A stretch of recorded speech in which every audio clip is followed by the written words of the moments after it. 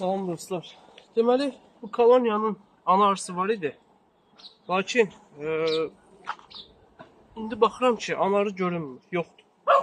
Və arı sayı koloniyada həddindən artıq çox olduğuna görə, baxın bir çərçivənin üzərində nə qədər arı var.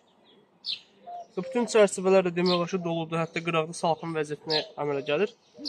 Ana arını tapa bilmirəm. Bilmirəm, ana arı maylarına gəlib, yumurta atmır və yaxud da ana arı heç yoxdur. Arılar biraz təlaşlı görsənər, yəni qanad çırpırlar, biraz qorxudur məni.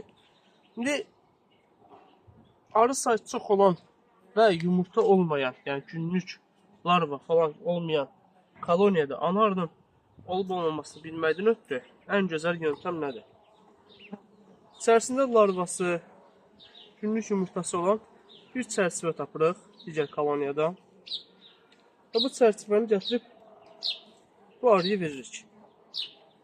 Təxminən bir gündən sonra gəlib baxırıq. Əgər orada bir neçə dənə ana arı sükut düzəldiblərsə, deməli bu koloniyada ana arı yoxdur.